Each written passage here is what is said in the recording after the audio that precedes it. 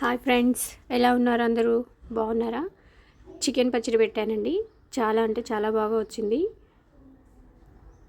చూశారు కదా, కొంచెమే తీసుకున్నానండి, క్వాంటిటీ కూడా ఎక్కువ తీసుకోలేదు. ఒకసారి ఇలా చికెన్ పచ్చడి ట్రై చేశారంటే మనం ఇంట్లో కూడా పెట్టుకోవచ్చు.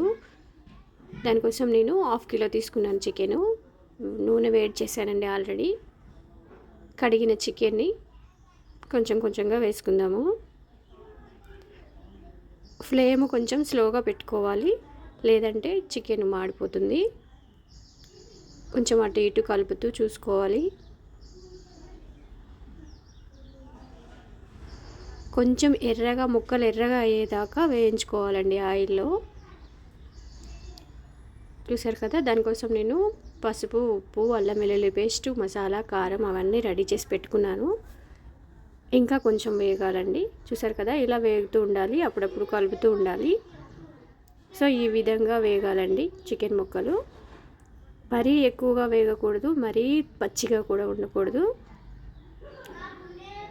సో ఒక ప్లేట్లోకి తీసుకుందాము. ఇలా ఒక ప్లేట్లోకి తీసుకున్న తర్వాత అదే నూనెలో మనం అల్లం వెల్లుల్లి పేస్ట్ మంట తక్కువగా పెట్టుకోవాలి, వేసుకొని ఒకసారి కలుపుకోవాలి.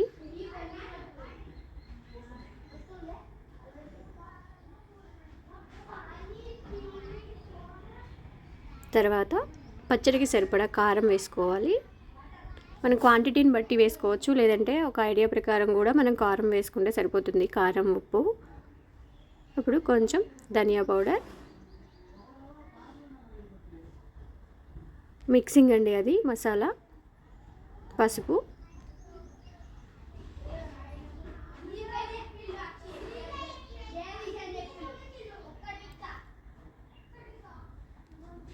ఉప్పు కూడా సరిపడా వేసుకోవాలండి.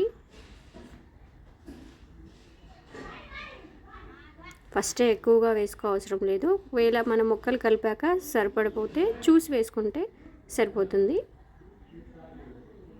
ఇలా కొద్దిసేపు ఆయిల్లో వేయించాక చికెన్ ముక్కలను అందులో వేసేస్తే చికెన్ పచ్చడి మనకి రెడీ అయిపోతుంది.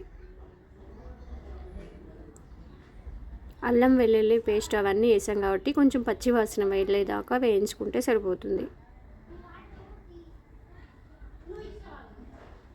ఇప్పుడు స్టవ్ ఆఫ్ చేసేసుకొని ఆ చికెన్ ముక్కలను అందులో వేసేసుకొని కలుపుకుందాము.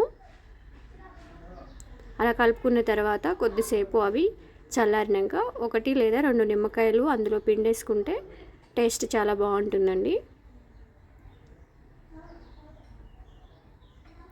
అలా కలిపేసుకున్నాక ఒకరోజు అలా ఉంచేసుకొని తర్వాత బౌల్లోకి తీసేసుకుంటే సరిపోతుంది. సో చూసారు కదా, చికెన్ పచ్చడి అయితే రెడీ అయిపోయింది. చాలా ఈజీ అండి, మనం ఇంట్లో కూడా ట్రై చేసుకోవచ్చు.